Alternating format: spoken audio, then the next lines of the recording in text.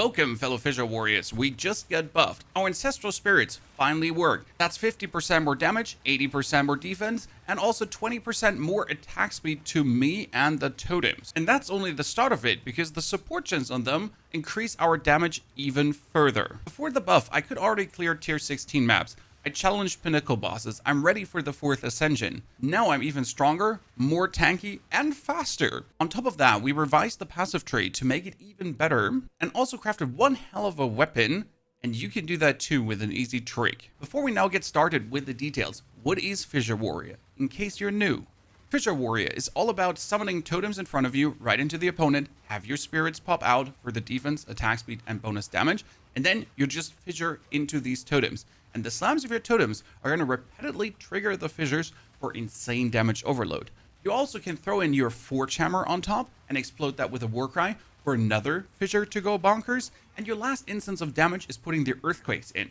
And with new support gems, these patches last forever, and every slam of every single totem does 10,000 plus damage, and you get 3 totems and 6 patches. Yep, you 6 patches of Jagged Ground. Each slam of a totem on these 6 patches does 10,000 damage, so 60,000 damage, but that times 3. And that's without being raged up with 44 rage points and getting another 70% damage multiplier, because rage is more damage, not increased damage. It's a freaking multiplier. It might sound complicated, but it couldn't be easier. You put in your totems in front of you, the spirits are popping out now, then we're fissuring, the fissures are exploding, you throw in your hammer, your Warcry, and then if anything actually survives, which it doesn't, then you do the Earthquakes. The thing is, you just don't do the Earthquakes actually, because we're going totems, fissures, totems, fissures. And those totem fissures alone already carry you through the map. In a boss fight then, do the totems, fissures, hammer, your ancestral cry to trigger your super boom that every single step triggers more fissures. And then you start putting Earthquakes in a circle around the boss. They're all overlapping and the totems are slamming all of them at the same time. And the longer your Earthquakes last, the bigger their Jagged Ground gets, and the easier it is to have the overlapping bonus super damage. For the Volcanic Fissure to go bonkers, we're playing Rage 3. This gives us more attack speed if we're not at full rage yet, so if we're building up to it, we're simply faster, and tons of rage per hit. Plus Elemental Armament, 2, not 3. 3 would be less damage for this build. Then we get the Branching Fissures, that a fissure now goes forward and has 2 bonus branches going out, that all then get slammed by a totem for the full damage the fissure does. And a fully raged up fissure is at 15,000 damage roughly. That gets then pulsed by 1, 2, 3 totems at the same time. So you get that 15,000 damage of your, in total, 8 fissures just being repeatedly spammed out. Lastly, we play Exploit Weakness. We cannot break armor with our skill, but we consume broken armor to do 40% more damage. And more damage here is a multiplier, not increased damage. And that works so good. Since we're breaking armor consistently with our Ascendancy, break armor equal to 10% of hit damage dealt. Everything we do just breaks armor. Second part of the equation would be your Shockwave Totems, and you want them to attack as fast as possible. We could technically play Rapid Attacks 3 and make them do less damage, but if they would do less damage, they would also do less damage with that Jagged Ground Eruption. We currently have a 10,000 plus, the Rage effect, so it's not really worth it. Then second, you want the Urgent Totems 3. It pulls them out faster, that you can pretty much with 1, 2, 3. You see that? That's how quick they're out. I can spam the button. I don't actually have to wait. I can just spam it away. Plus Urgent Totem 3 gives the 20% bonus attack speed. With Font of Blood, the damage your totems do heals you. And that's incredible. This is what keeps your life super easy. Always up front of you, always healing you. Brilliant. Lastly, we're putting Heft on, as that actually boosts the damage quite significant. We have here 8,603, and that's 1,400 damage more with a Heft. Pretty decent. Then we get our Earthquake, and we don't actually want the Earthquake explosion itself, even though it does quite some damage. No, what we want is the Jagged Ground out of it. And for this, we have Prolonged Duration. Should be Prolonged Duration 2. Then we get Encroaching Ground, and the longer the Earthquake is up, the bigger it pretty much gets. It just grows in size, that we have this overlap happening, and the Jagged Ground Eruption just happens further out everywhere. I also put Rapid Attacks on, that we can now put them out somewhat faster, and we can make 6 of them, so it makes total sense to put them out somewhat faster. Now our last support is Persistent Ground. It's again a 50% increased duration of ground surfaces created by supported skills. Yep, and they also apply Suppressive Ground, so enemies have less cooldown recovery rate. All in all, they are now up for almost 8 seconds. And that's perfect because the Fissure is up for 12 seconds. This one is up for 11 seconds. Then I get my totems for 12 seconds as well. And I got enough time while the others are up to pretty much put my earthquakes around them. And now with the attack speed, that's easier and faster than ever. What about our Ancestral Spirits now? We're not playing them for damage. We're just playing them for their effects. Therefore, we're going to give them Infernal Legion. This has them burn, do fire damage per second, and ignite enemies around them. That's amazing. You want that ignition, because with the ignition, you can play Fire Exposure, they ignite and apply it, and we play Potent Exposure, which on a boss is another minus 14, 16, 18% elemental resistance. Sounds pretty good. On top, to make them burn even harder, we put on the Meat Shield because more max life, more burn. End of the day, it's all about igniting and fire exposuring because everything we do is fire damage. The last part of the equation being our Forge Hammer, together with also Elemental Armament 2 on the prolonged duration to have the fissures stay longer, and the branching fissures because it makes it bigger. Without the branching fissures, the hammer is not tiny, but that's it, just the spiral. With the branching fissures, there is also the branches next to the spiral happening. Then we need the Infernal Cry to actually trigger it with the Raging Cry. Herald of Ash for bonus explosions, not 100% needed. And then the Berserk skill to boost our rage effects even further. Crazy, especially with our passive tree giving us even more rage. Lastly, there's the Scavenge Plating, new and enhanced. I used to play Time of Need, but since I'm now always breaking armor, with the Scavenge Plating, I'm getting another 40% bonus armor. And the more armor I have, the more armor value I have, the bigger it gets.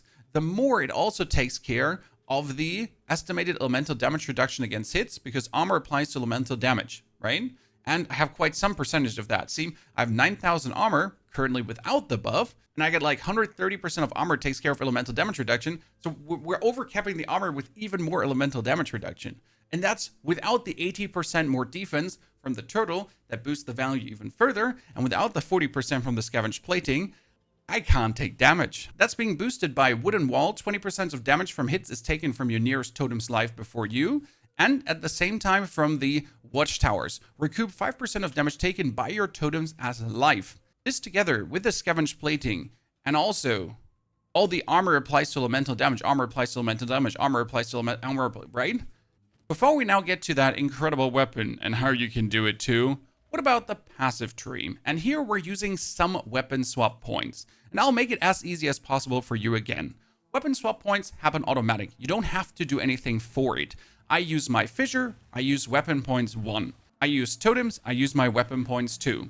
And the reason you're doing this is because you can spend 24 of your total skill points twice. I can at the same time boost my totem with points as I can boost my Fissure.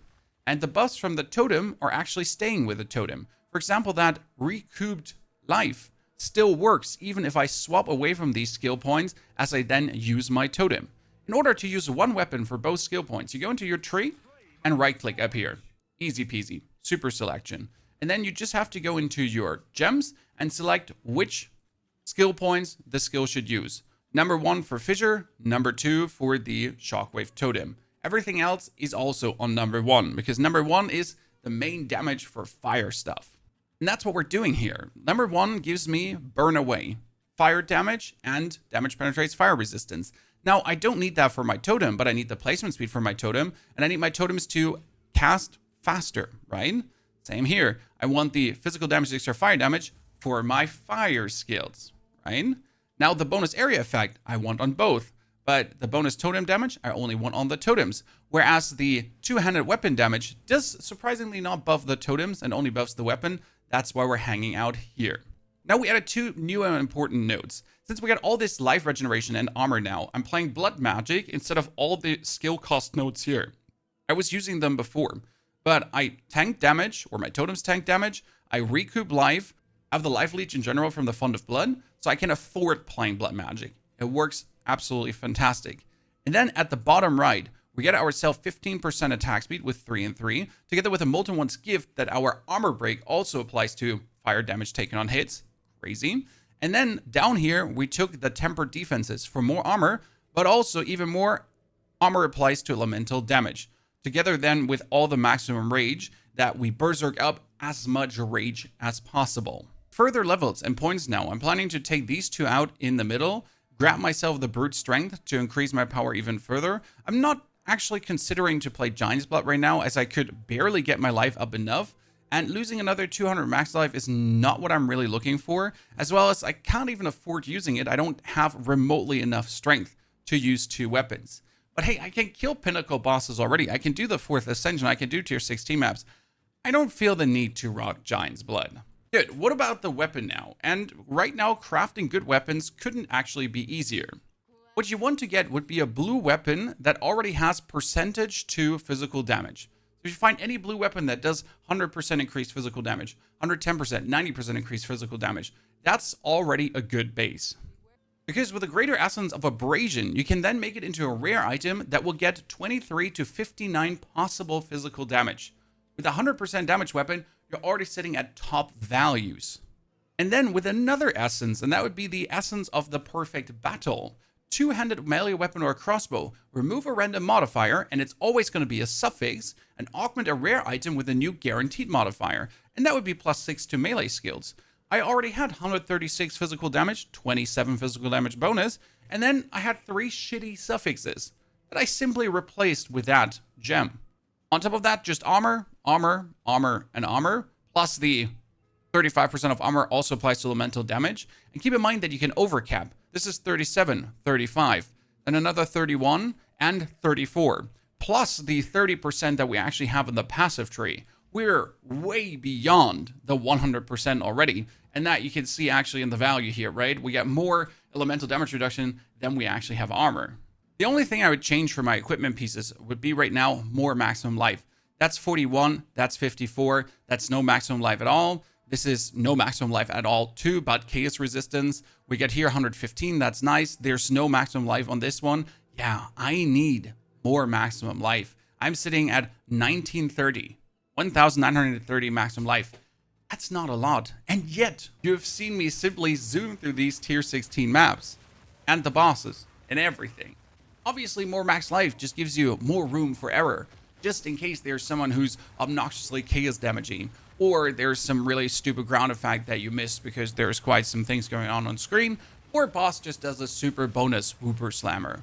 You would want to look for around 2,500, I mean optimally 3,000 down the line, but if you already have 2,500 life, that would be very good and fantastic.